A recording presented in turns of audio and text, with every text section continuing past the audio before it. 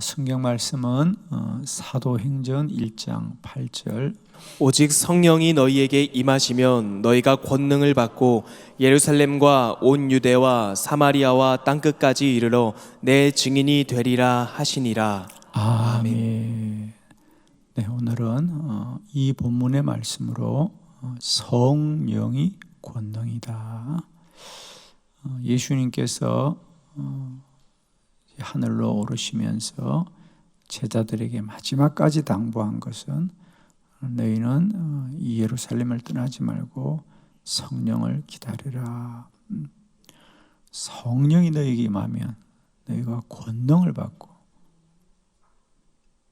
예루살렘과 유대와 사마리아와 땅끝까지 이르러 내 증인이 되리라 그랬어요. 그리고 과연 사도행전은 예수님이 제자들에게 약속하셨던 그 성령이 어떻게 임하여 역사하였는지를 우리에게 보여줍니다. 그래서 사도행전을 다른 말로 성령의 행전이다. 성령이 어떻게 일하고 역사하셨는지를 우리에게 보여주는 것입니다. 저는 오늘도 주의 교회는 또 주의 성도들은 성령이 우리 가운데 역사하시고 성령이 친히 이끌어 가실 줄로 믿습니다. 저는 오늘 이 시간에 성령이 특별히 사도행전 가운데 또 초대교회 가운데 어떻게 역사하셨는지를 우리가 함께 살펴보면서 그 성령은 오늘도 우리 교회 안에 역사하시고 저와 여러분 안에 능력으로 역사하실 줄로 믿습니다. 자, 사도행전 가운데 많은 교회 안에 성령의 역사가 기록되어 있지만 대표적인 우리 새 교회 안에 어떻게 성령이 역사하시는지를 말씀을 통하여 깨닫고 그 성령이 오늘도 저와 여러분 안에 역사하심을 우리가 믿음으로 깨닫는 은혜가 있기를 원합니다. 첫 번째, 오순절에 성령이 임하였습니다. 예루살렘 교회의 성령의 이야기죠. 자, 사도행전 2장 1절로 4절까지 함께 교독합니다. 1절, 오순절 날이 이미 이르며 그들이 다 같이 한 곳에 모였더니 후련히 하늘로부터 급하고 강한 바람 같은 소리가 있어 그들이 앉은 온 집에 가득하며 마치 불의 혀처럼 갈라지는 것들이 그들에게 보여 각 사람 위에 하나씩 임하여 있더니 그들이 다 성령의 충만함을 받고 성령이 말하게 하심을 따라 다른 언어들로 말하기를 시작하니라. 아멘. 예루살렘 교회의 오순절에 성령이 임하였습니다. 특별히 그들이 주님이 약속하신 그 성령을 사모함으로 기다리자 그들에게 성령이 임합니다. 우리가 성경에 성령은 늘 사모하는 자들에게 임하고 역사할 줄로 믿습니다. 저는 오늘도 우리 모두가 성령을 더 사모하고 사모하였어. 어떤 은혜보다도 성령이 불같이 임하고 역사하는 은혜가 있기를 원합니다. 교회는 우리가 불을 피우는 곳이 아닙니다. 불이 임하는 곳이죠. 그래서 그 불은 다른 모든 것도 태우지만은 우리 자신도 태우는 능력이 됩니다. 저는 우리 교회 안에 날마다 때마다 주님 오시는 그날까지 성령의 역사가 언제나 불처럼 역사하는 그런 교회가 되기를 원합니다.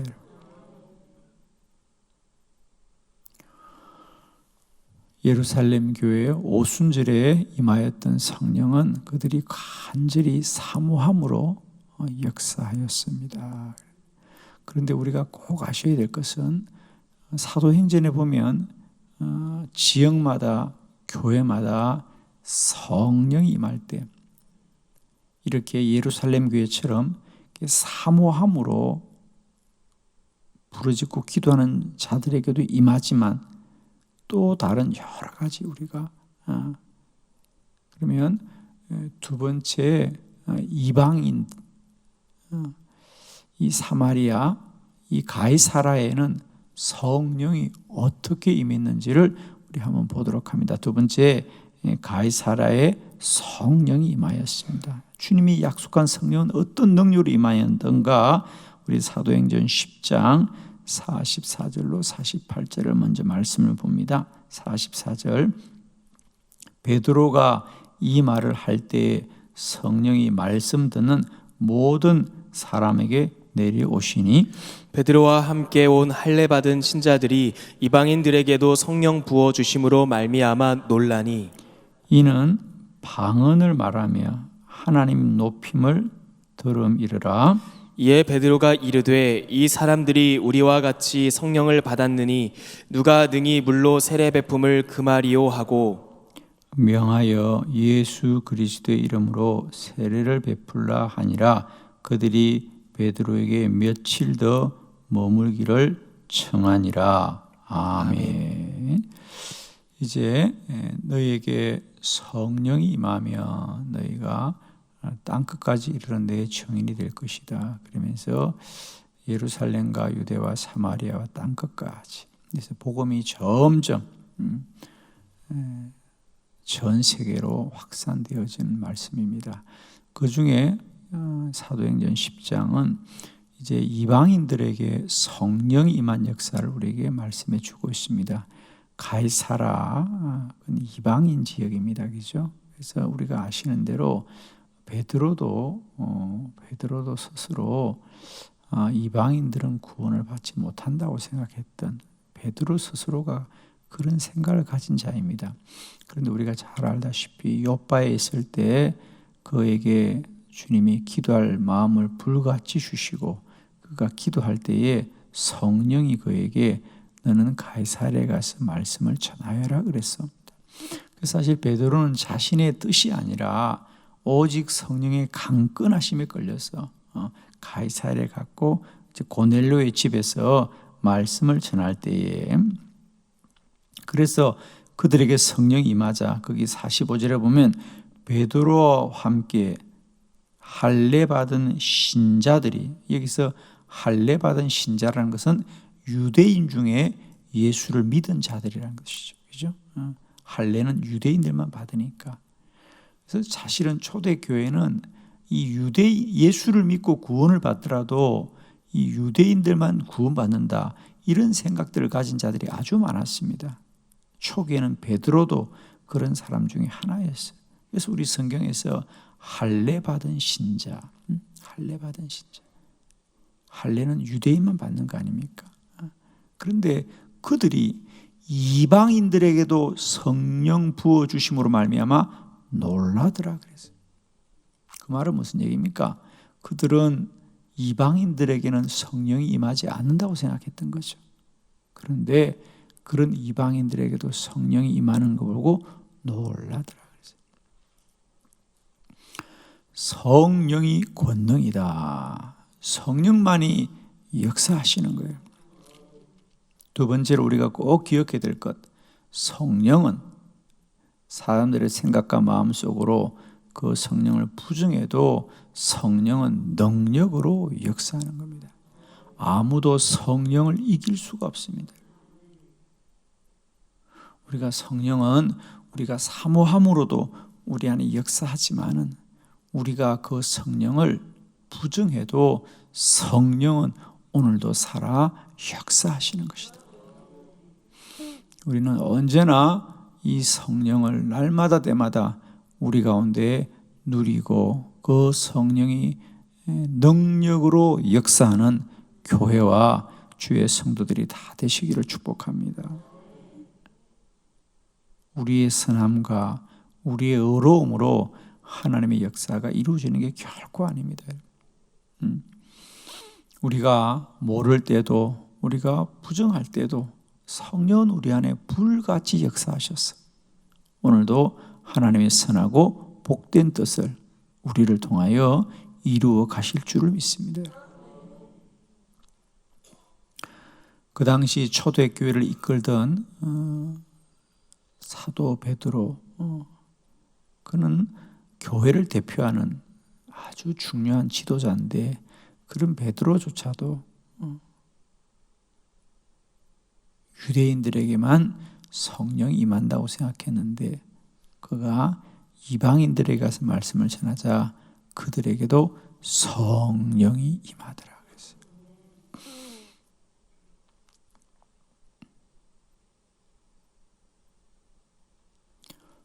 저는 그동안 목회하면서 특별히 제가 기도함으로 목회를 했던 그리고 그것이 나에게 참 유익했던 것 중에 하나, 제가 요즘은 이제 나에게 있었어, 그죠? 내가 뭐 교회와 성도들을 위해서도 기도 사역이 참 유익했지만 내가 특별히 기도를 중심으로 내가 사역하면서 나에게 유익한 게 무엇이었을까? 요즘은 가끔 이제 그런 질문들을 좀 받습니다.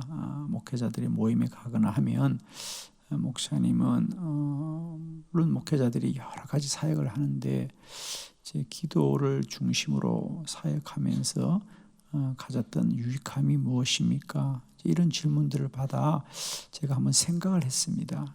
최근에. 그리고 생각날 때마다 이제 그걸 좀 정리를 하고 있습니다. 앞으로도 이번 주에도 우리가 몇 군데 이제 저희 교회 취재를 옵니다. 그럼 제가 이제 인터뷰를 준비하고 이랬는데 과연 내가 그동안 기도 사역이 나에게 어떤 유익함이 있었을까? 그래서 그 중에 가장 먼저 제가 든 생각은 이거였습니다. 내가 기도해서 목회함으로 참 나에게 유익했던 것은 가장 먼저는요, 내가 열심히 기도해서 내가 뜻하고 내가 이루고 싶은 것들을 이룬 것이 아니고 이 기도 사역의 가장 큰 유익함은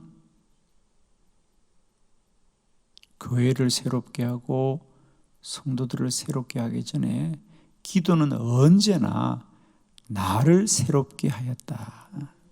기도가 나를 새롭게 해주었습니다. 우리가 보통 목회는 목회자가 어떤 뜻을 세우고 목적을 세우고 그리고 그 목적으로 이끌어가는, 그래서 오죽하면 우리가 목적이 이끄는 삶 뭐 이런 얘기를 하잖아요, 그죠? 내가 어떤 목적을 세우고 어떤 목표를 세우면 내가 그 목표와 목적을 향해서 열심으로 달려가는 건데 기도 사역은 내가 기도하자 가장 먼저는 기도가 내 자신을 날마다 새롭게 해준 은혜가 있다.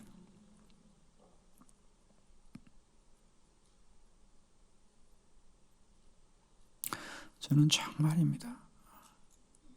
기도함으로 가장 큰 복이 있었다면 기도는 날마다 나를 새롭게 해주었어요. 저처럼 한 30년 넘게 목회를 하면 지금쯤 많은 목회자들이 거의 탈진이 되어 있습니다. 힘이 다 빠져 있어요. 이제 더 이상 달려갈 힘이 없어서 그저 견디기가 쉽습니다. 내가 어떤 계획을 세우고 내가 뜻을 세우고 내가 열심히 달려오니까 달려오면 달려올수록 힘이 빠지는 거죠, 그죠? 마치 마라토너가 마지막 골인 지점까지 가면 힘이 다 빠지는 거예요. 그래서 이제 털썩 주저앉거나 쓰러지잖아요, 그죠? 대부분 보면 힘이 다 빠졌으니까. 우리가 우리들의 어떤 목적과 목표를 정하고 달려오면 지금쯤 다 힘이 빠지죠, 그죠? 그런데 기도는 날마다 하나님의 힘이 내 안에 공급받는 거잖아요, 그죠? 우리가 흔히 기도를 뭐라 그래요? 인플러거. 우리가 마치 플러그를 꽂는 것 같은 거죠. 그러면 충전이 되는 거 아닙니까, 그죠? 그래서 우리가 기도를 영적으로는 인플러그 하는 것이다. 하나님께 우리가 우리의 플러그를 꽂으면 하나님의 능력이 내 안에 임하는 거거든요.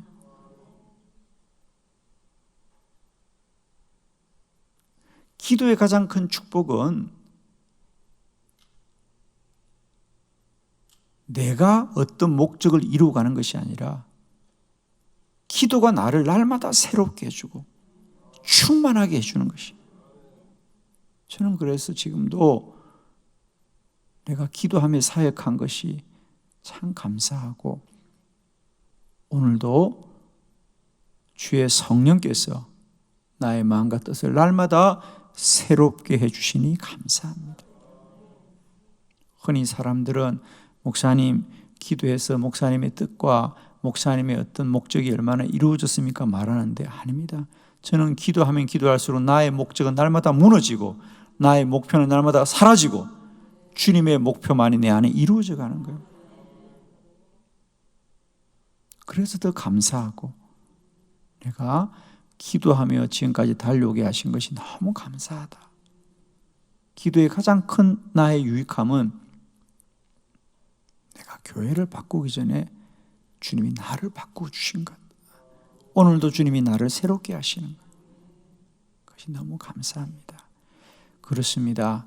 우리가 기도할 때 날마다 때마다 성령이 우리를 선한 길로 이끌어 가실 줄을 믿습니다.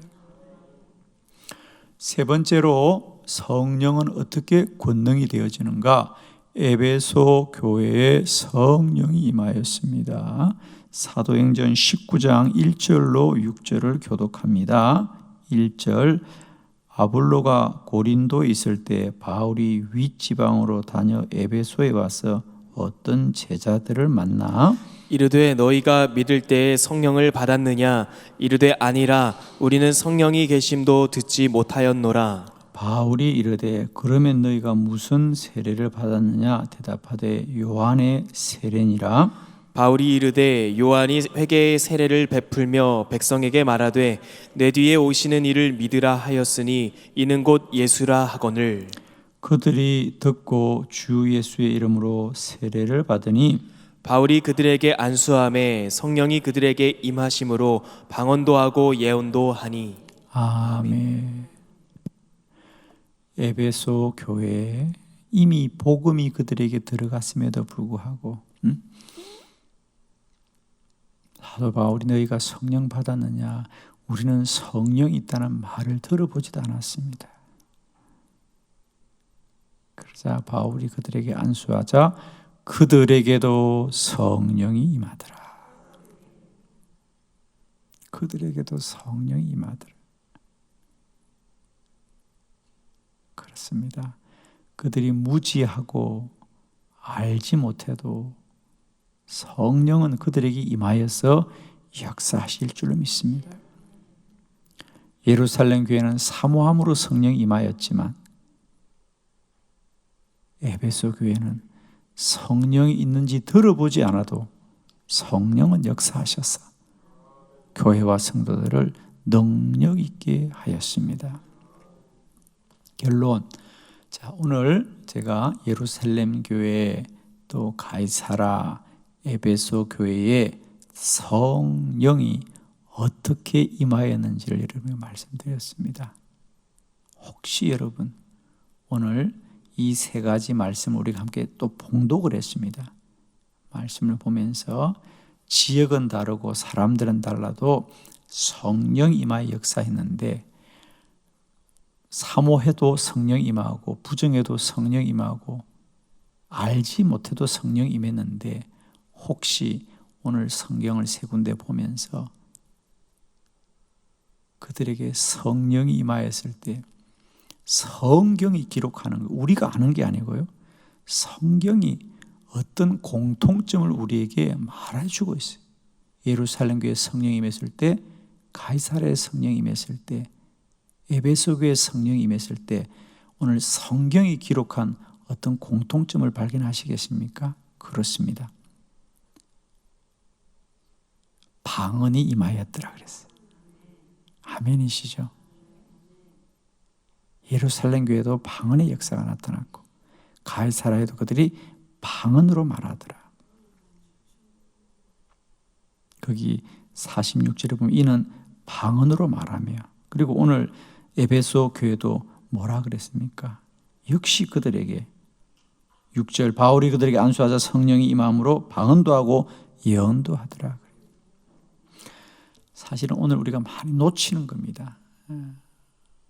우리는 자꾸만 성령의 역사를 우리가 생각하고 우리가 어떻게 뜻하는 것으로만 자꾸 생각하는데, 성경에서의 성령의 역사를 보면 방언으로 그들이 말하였더라. 방언으로 기도하였더라. 방언은 뭡니까?